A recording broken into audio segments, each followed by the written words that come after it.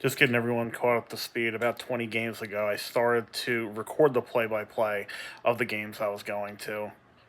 I thought it'd be a really good idea to have it as a memento of the games that I was attending, as a keepsake, and in terms of keeping it as kind of a journal entry moving forward. Basically, I try to do a trip in January, one in February. That's kind of the bread and butter to the college basketball season. And there's so many games going on, especially having worked in sports bet in the last couple of years. The schedules on like Saturday, there's 150 to 200 games.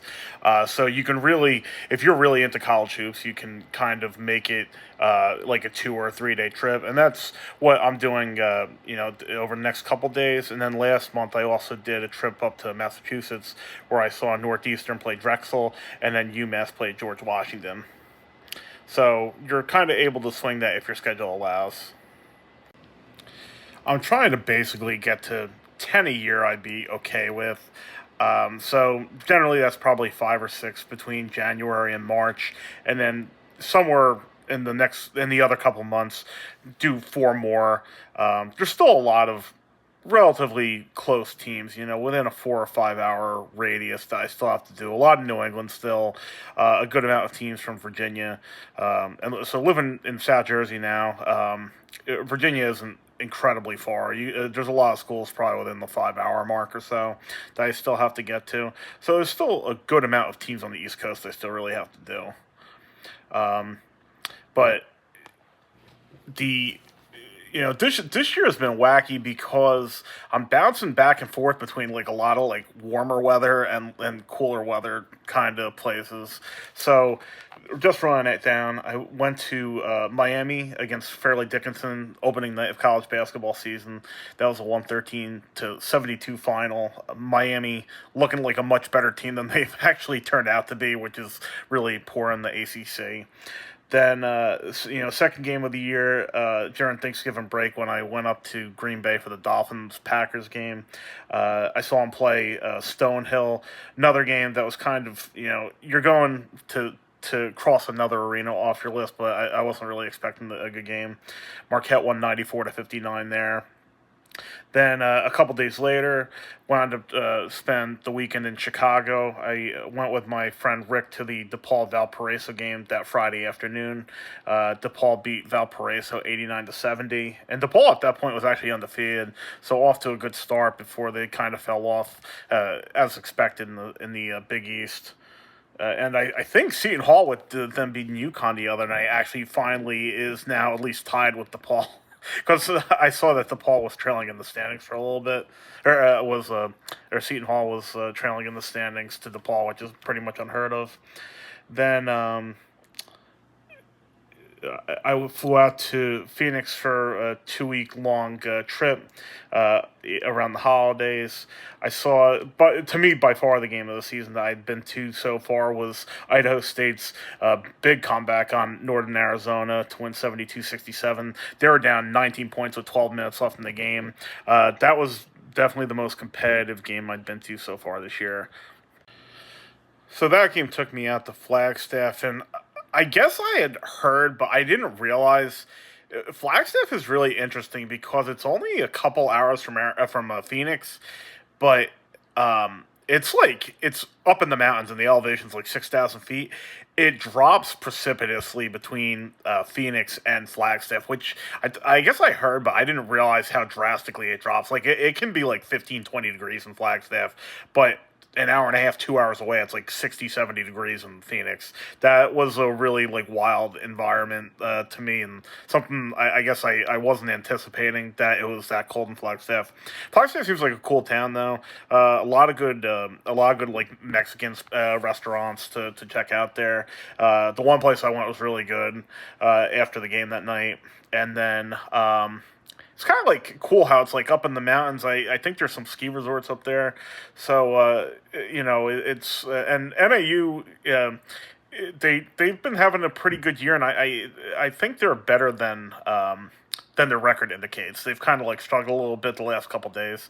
I've been listening to Mad Dog Show this week, and he's actually doing broadcasts from out there. But the coach is right; they're better than they indicate. Trent McLaughlin, he dropped 35 last night in a loss to Idaho, and then Carson Towns, one of the best rebounders in the country too. That was like a fun environment. I think they closed the season with Idaho State too, but those two teams seem like pretty even, and that'd be a really fun like 4 versus 5. Then, after spending a couple days at Saguaro National Park, drove back up to Phoenix for the Grand Canyon game against against Southern Utah. Grand Canyon won that game 82-71. Southern Utah actually led that game with like 10 minutes left or so, briefly by a point, and then Grand Canyon closed the game pretty well and put the game away to wind up winning by double digits. A fun game. That was the WAC opener. Grand Canyon, I've heard good things for a long time about the environment there and how the fans are really into it, for them being Division One for only about, I think, 10 years or so. But that was a fun, back to back doing Northern Arizona and Grand Canyon, kind of like the two mid majors, low majors of college basketball over in Arizona, and then the next time I go back, I'm gonna do Arizona and Arizona State. And it's weird for Arizona, they're a huge state, but there's only 4 Division I teams, which is, like New Jersey is 7 or 8. So I find that weird. And then the last 2 games that I did, very similar scores. UMass beat George Washington 74-61, and then Northeastern beat Drexel 70-61. So far I've done 4, 5, 6, I think 8. 5, 6. No, actually 7. Yep, I've done seven schools this year. So that would be, once again, Miami, Marquette, DePaul, Northern Arizona, Grand Canyon, UMass, Northeastern, for the 2024-2025 basketball season so far. So I have a triple header lined up for this weekend. A game Saturday, Sunday, and Monday. The best game of the weekend by far is the one I'm seeing tomorrow. The game of the year, as far as I'm concerned, of all the college basketball games I've been to, which is probably about 10 or 15 I've seen so far this year, is George Mason against Virginia Commonwealth, 1 versus 2 in the Atlantic 10. George Mason is 12-1 in A10 play, while VCU sitting at a game behind them, 11-2. They're both 21-5, so they're having awesome years. I just found out the spread for the game is 10.5, which is crazy considering George Mason's won 11 in a row. That seems awfully disrespectful to 2 big rivals, and obviously George Mason wants this game just as bad as VCU. And 11 wins in a row, that's like not losing in about 2 months or so. So it should be an awesome environment over in Richmond. It's a sellout crowd, and two rivals with, let's face it, over the last 20 years, those two have had some like iconic tournament runs, between George Mason in 2006 and then a little more recently VCU making the Final Four the one year they beat Kansas. Both these teams have recent history, and also both the coaches are part of good tournament moments. Tony Skins, the coach of the George Mason Patriots, he was on that 06 Mason team that made the Final Four, that lost to Florida, I believe it was. And then Ryan Odom is the coach of VCU, and he was the coach on UMBC's, the 16 seed that finally did it and beat Virginia a few years back. So both these coaches, know what it takes to navigate the NCAA tournament and definitely cause some upsets. I think it's more of an uphill climb if Mason loses tomorrow to get in at large. If they wind up losing in the Atlantic 10 tournament, I think VCU, if they continue to win and say they lose in the A10 semifinals or something, they could definitely be what Nevada was the year they squeezed out Rutgers a couple years ago. VCU, I think, is in the top 35, top 40 right now at KenPom in the net. So, There's definitely a legitimate argument to be had for VCU getting in that large if they were to trip up. If they and that would start with beating Mason tomorrow and getting into a tie for first place in the Atlantic 10. But if they're in that like 30-35 range, an argument could definitely be made for the Rams to make the field that's not large, even if they don't win even if they don't win the Atlantic 10 tournament. Just starting to hit the road now. GPS says it's about 4 hours to Richmond. Richmond to me is kind of the first town that you start to feel pretty, south from the Northeast corridor. I hate driving through DC. It's probably going to be a little better doing the trip on a weekday or a weekend in the winter rather than rush hour or in the middle of summer. So decent trip ahead of me. And the game starts at 4 p.m. Right now, I think it's about a little over 200 miles.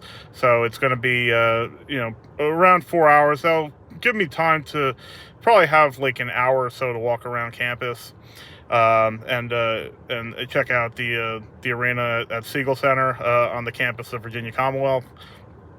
And, the other thing, too, people ask me sometimes, not just doing the basketball trips, but vacation in general. Oh, do I go with people? And it all depends.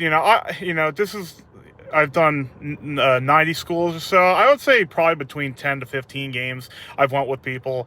I went with my aunt to the Merrimack St. Francis game, St. Francis, Pennsylvania game in Loretto, and Duke, Virginia Tech with her when we did New River Gorge. We kind of made a weekend trip of it. Me and my friend Brandon went to the Duke, Indiana game. He was a big Duke fan, so we did that together at Cameron Indoor. I've actually seen a bunch of Duke games so far, probably at least 3 or 4 of them.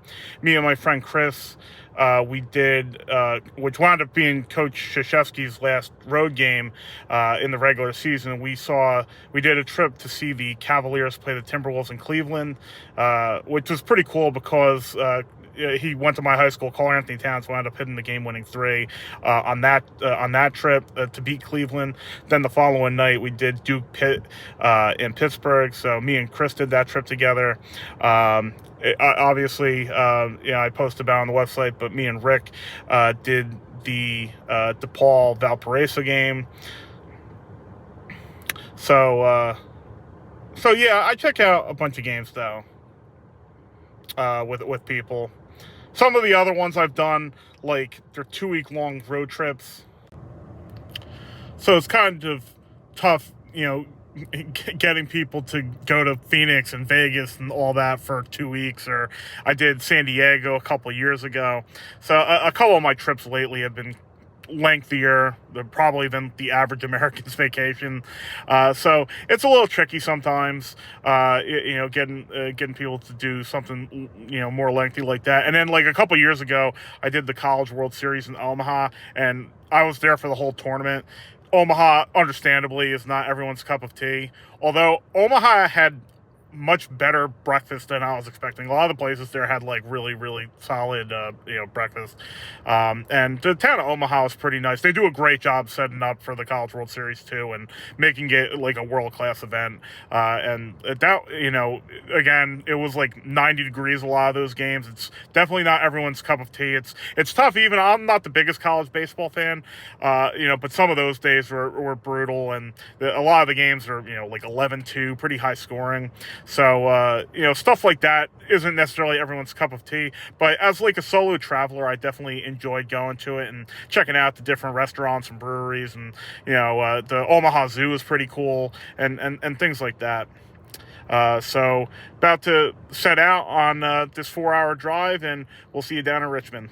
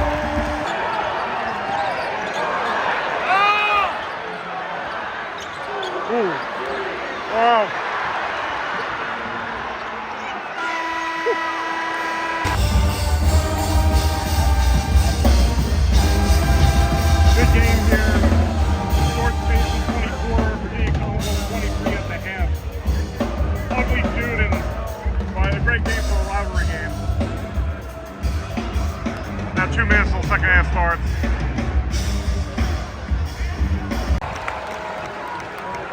Just had an intentional foul called. VCU started to run away with this one. Huge run to start the second half. Replacing Zach Anderson.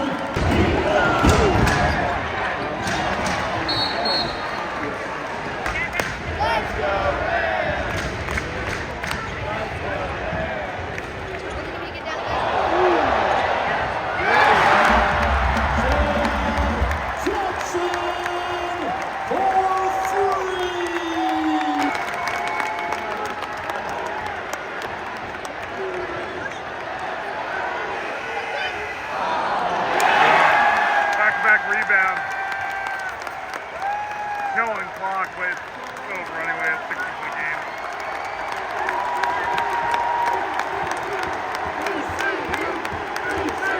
Great atmosphere for this. 1 minute remaining.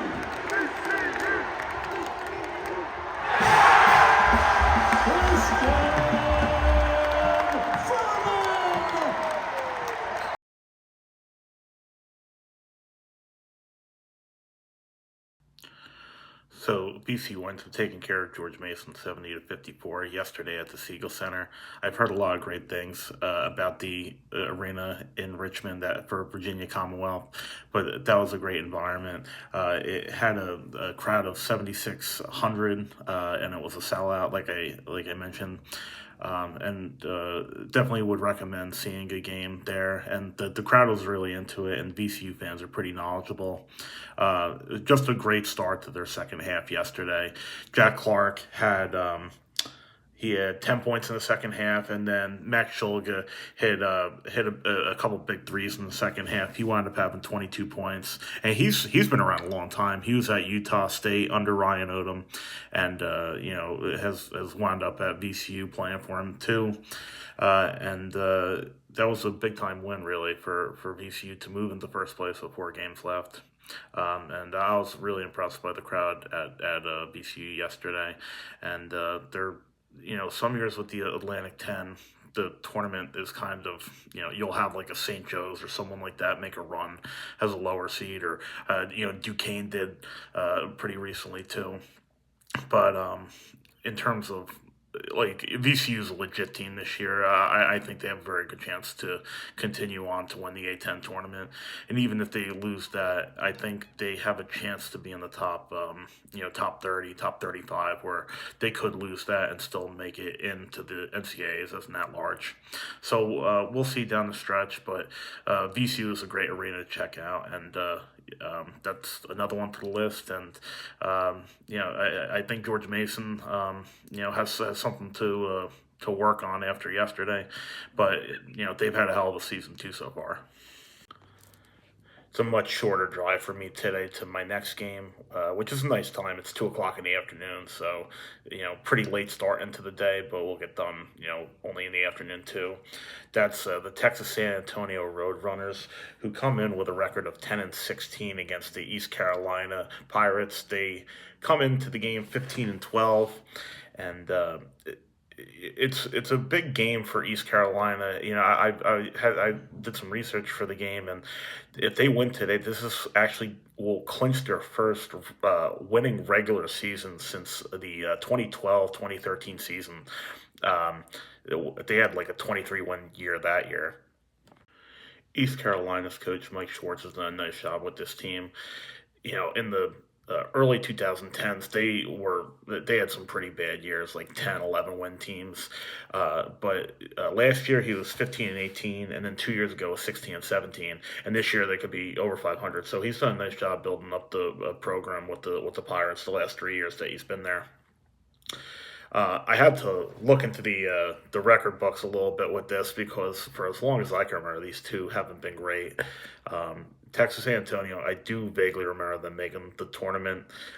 So they've made the tournament 4 times, 1988, 1999, 2004, and then 2011.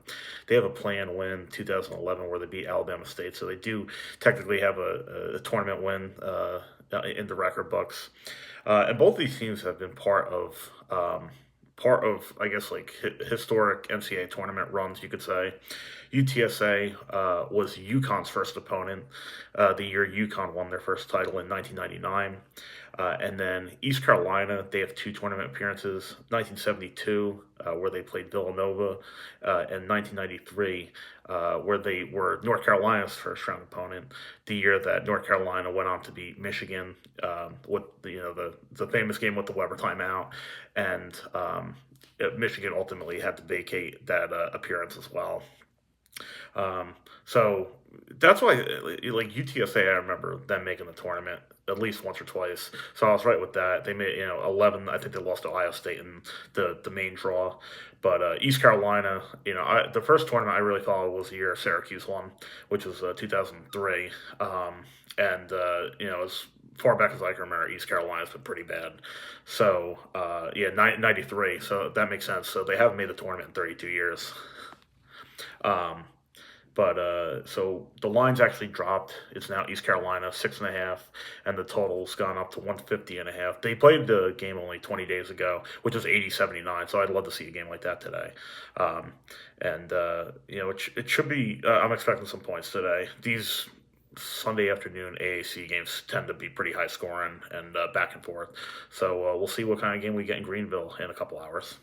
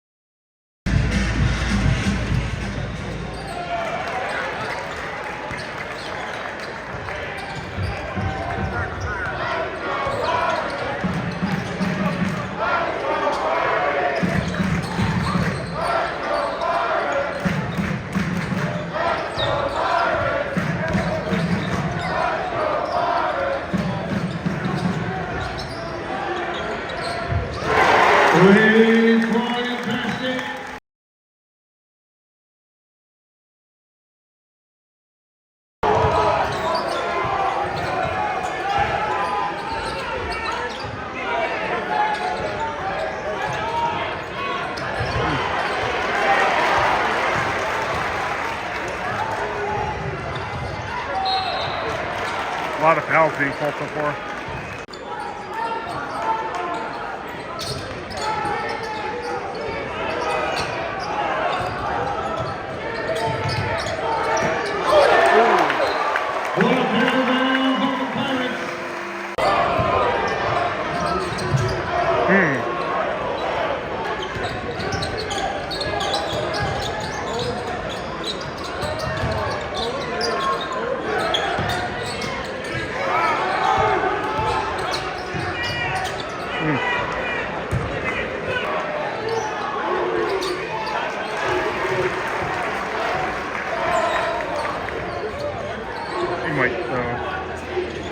He might take this. He's been high. Already 14 points. Oh, yeah, turn those up.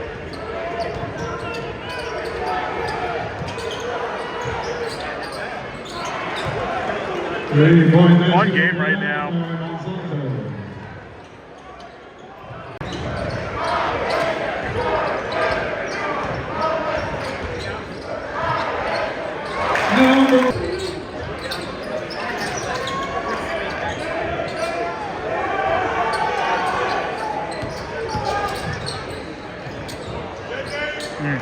Number 14.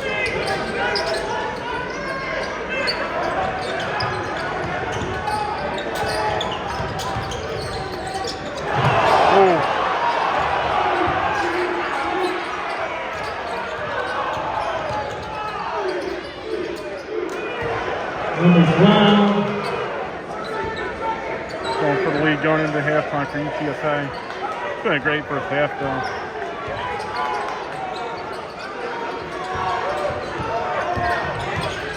Oh, man, there it is. Number 5 is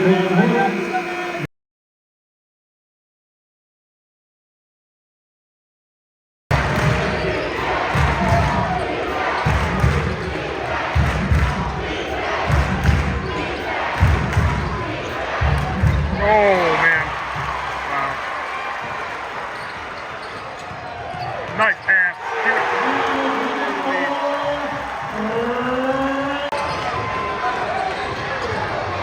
Oh! Oh! Right.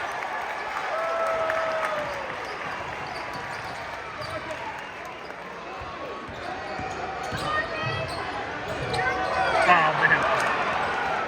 Whew. Sloppy.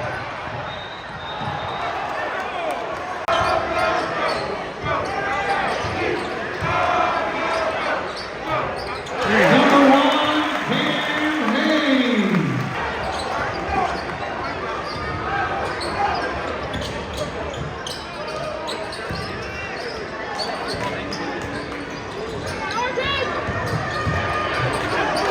Oh!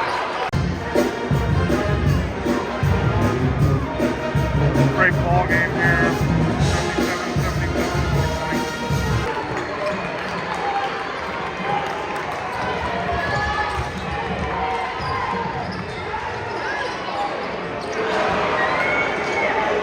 The leading point master is now Fernando Sasso.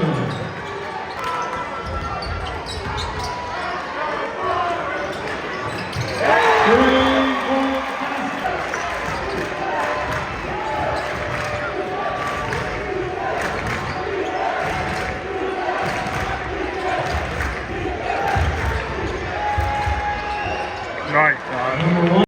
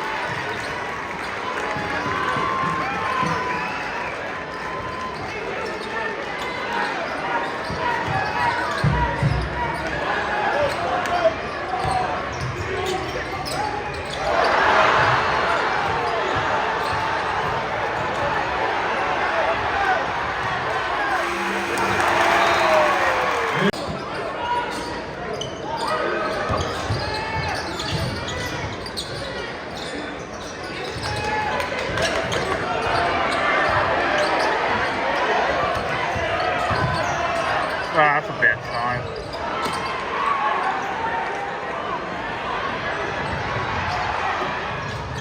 Whew. Oh, nice deal.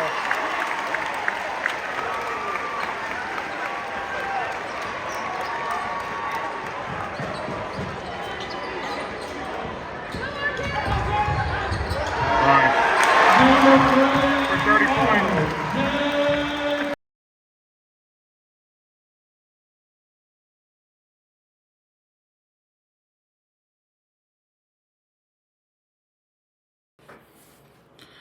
So hopefully you guys got a good feel from the game I saw yesterday.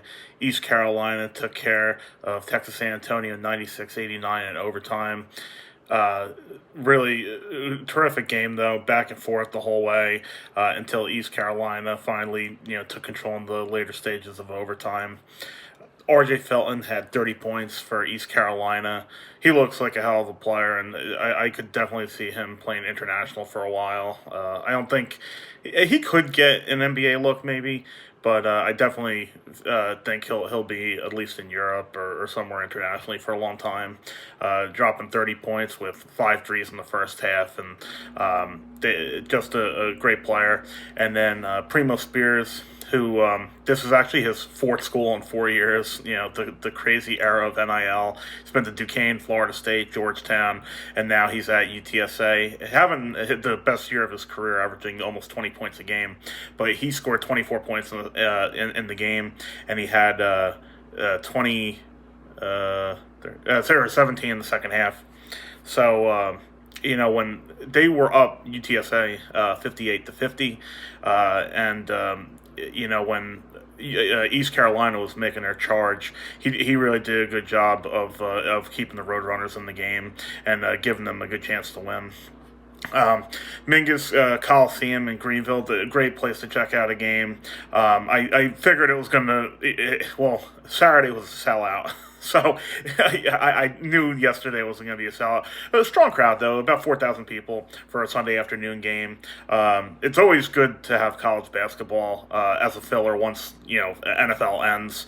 These 2-3 weeks after the football season ends into March Madness, in the conference tournaments. Always, as a sports fan, unless you're into college basketball, it's kind of like a big letdown. But it's good to see, especially like an overtime game that's really high scoring. As a filler, right after football season concludes. And definitely, I mean, the last couple weeks though, there's been some great games. Temple played someone. I know Wichita State played. I think it was Memphis, and that was like a really high scoring game. The last like 2-3 weeks, so it's been that league in the later stages of the tournament. They're gonna have some awesome games when it's like Memphis UAB, even like Temple last year was like a really low seed, and they had a miracle run to the final before losing. So, that should be a phenomenal tournament, though. And like I said, this is the 6 versus 11 in the AAC right now. So there are two games were 96-89 in overtime, and then 80-79 when they played like 2-3 weeks ago. So when that's a 6-11 matchup, there's a lot to be looking forward to in this, in the AAC tournament in a couple weeks. So I wound up staying in Greenville last night, right down the road from East Carolina, the town where it's in. And now today I've got a long day ahead of me. The final game I'm seeing on this 3-game trip is Norfolk State against Morgan State. It's actually I did the game at Morgan State a couple of years ago, which was right around this time. It was February 21st, 2022. So I was looking that up, which was a 85-74 Morgan State win, which I believe was an upset at the time because Norfolk State's always been one of the best teams in that league, the last few years. So that's the game I'm going to tonight. But on my way, I'm going to the Fort Raleigh National Historical Park, as well as the Wright Brothers National Memorial, which from Greenville, it's about a 2-hour drive. And then both of those two sites are, probably within like 20-30 minutes of each other. And it doesn't look like, especially the memorial, doesn't look like you need a hell of a lot of time there, maybe like an hour and a half, 2 hours. And then the Fort Raleigh Park is, I think it's pretty close to the like lost colony that you hear of in history. I always thought that was Virginia, but apparently it's North Carolina. So that'll be cool to check out for a bit. And the Norfolk State game, long wait for that today because that starts at 8. It's following a women's game, which is probably 5:30 if I had to guess. But that's a late start for a Monday night basketball game. So that's Norfolk State, Morgan State. Norfolk State's a huge favorite. They're like a 13, 14-point favorite. I expected that to be the worst of the 3 games that I was seeing. But, MEAC often has Monday night basketball, and it's not too far from my apartment. It's like 4.5, 5 hours. So, it's a bit of a drive home, but it's another school to check out, and they're the best team in the MEAC, so should be a fun time seeing the Spartans play tonight against Morgan State. So we'll see you over, I guess, closer to like Cape Hatteras and the Outer Banks. I don't know if that's technically considered the Outer Banks, but it's the stretch of shoreline. So I'll get some video once we're there. See you in a bit.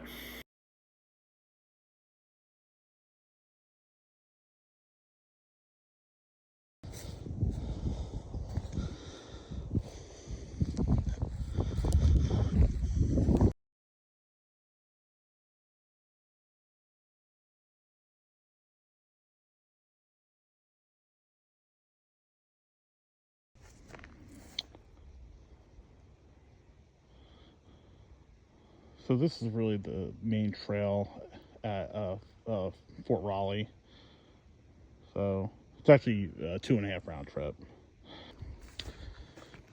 That's the start of the trail now.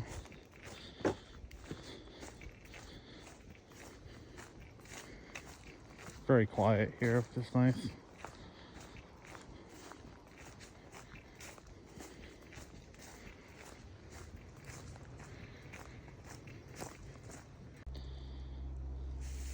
These are interesting along the trail here. Every now and then. At nighttime, it could definitely get you off guard because I keep thinking that it's actually someone, but it's not.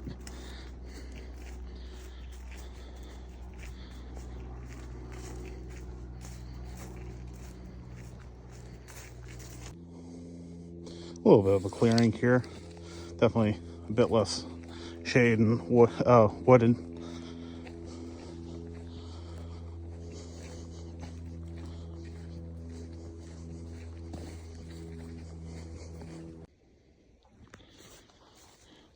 I think this one here is particularly powerful. It's a silhouette of a freedman reading. It says on the post that any enslaved person that caught teaching another how to read or write faced 39 lashes on his or her bare back. So yeah, I think that's a particularly moving one here. About halfway into the walk. This looks like it's going to take you out to Croatan Sound, on the water. That should be really nice once we get back there. On the causeway, it was, the water and the sun was shining really bright, so it was a nice view coming on the bridge over here before. So it should be just as good, though, once we get back to the Sound.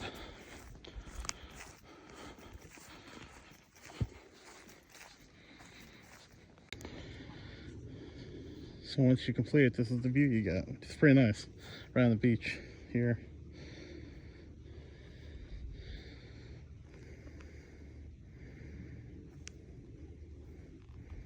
Beautiful day. It's definitely the warmest for the last 3 days. It's probably in the 60s now.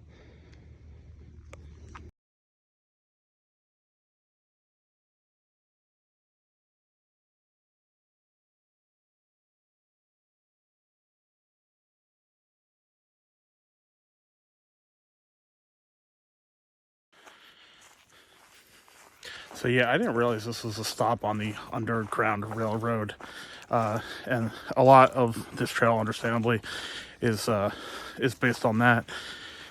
I more knew it for this is where in 1587, I think it was, England first attempted to colonize the United States. It was a failed trip. They came back a couple years later, and then more like notoriously, John White went home. He left his granddaughter here, who was the first person of English descent born in the United States. And then it's one of, history in the United States, great mystery. So about 120 people disappeared.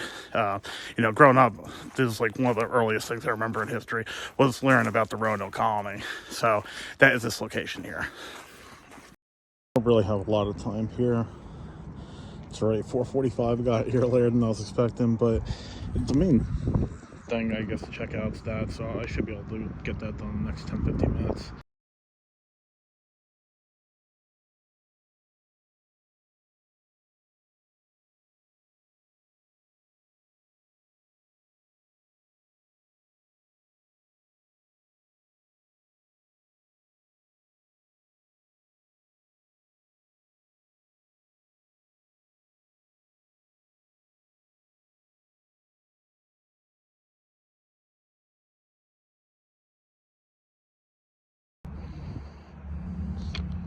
It is neat here. First successful flight of an airplane.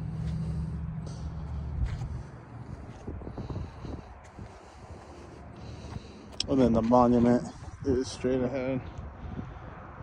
I'm gonna have to come back here some other time. They close at 5, but we had got to get to the marker for this, so that's nice and a great moment in American history.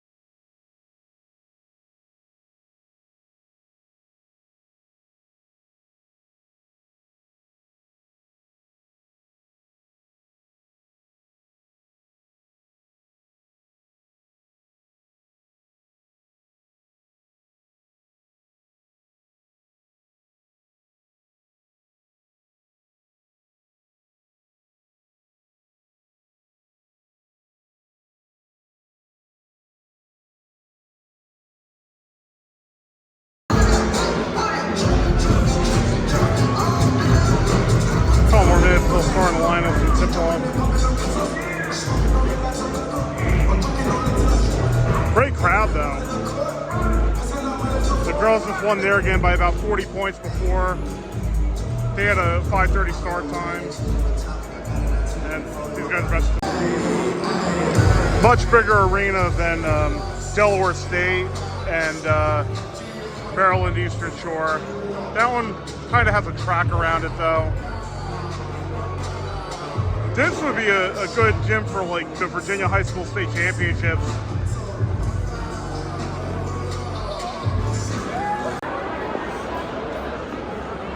Our next senior is a 6'10" forward.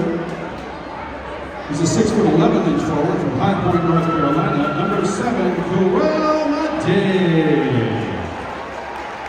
Transferring to Norfolk State from Buffalo, Mate has become one of the BX top rim protectors in 2 years at NSU. Averaging 1.3 blocks per game, he ranks second in the BX this year. He also has contributed 7 points and 4 rebounds per game, while shooting 56% from the floor. Mate recorded his second career double-double against Washington and Memphis, logging 16 points and 11 rebounds. Associate Honors Major is joined today by his brother, Santeria, and brother, Mandel. How about a hand for number 7, Joel Mate?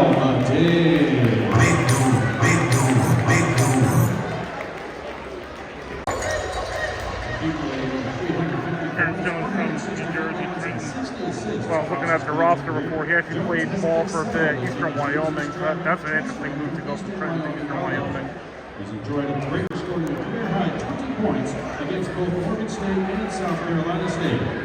Majoring in mass communications, he's joined today by his mother, Ebony, grandmother Elise, cousin Jeremy, and sister Destiny. Make some noise for number 2, Terrence Jones.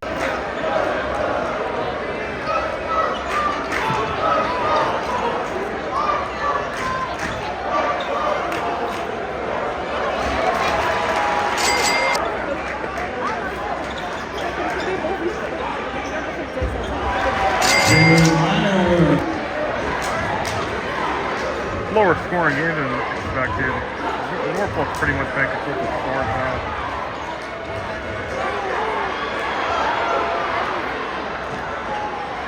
Morgan's went like 3 minutes without scoring.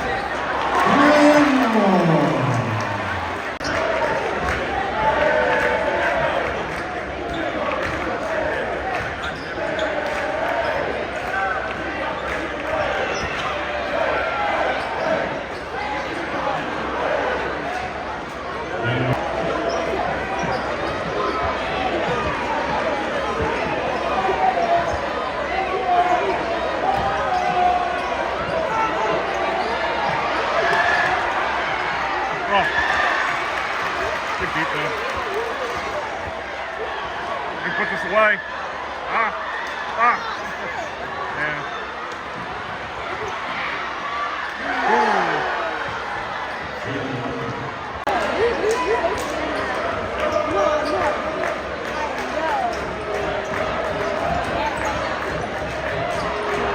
Ooh, good block.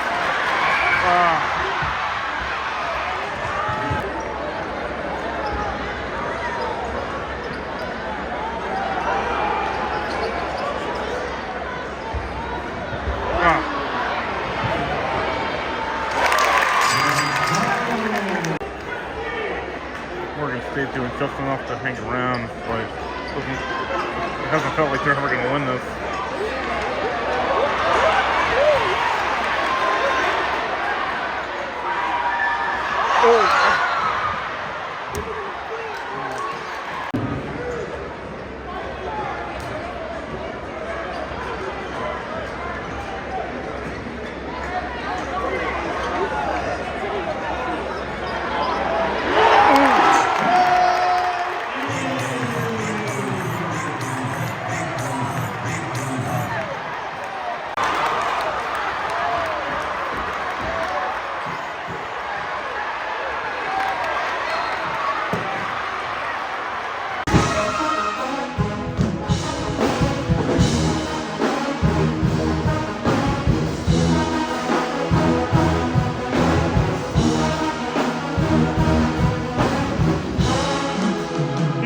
awesome.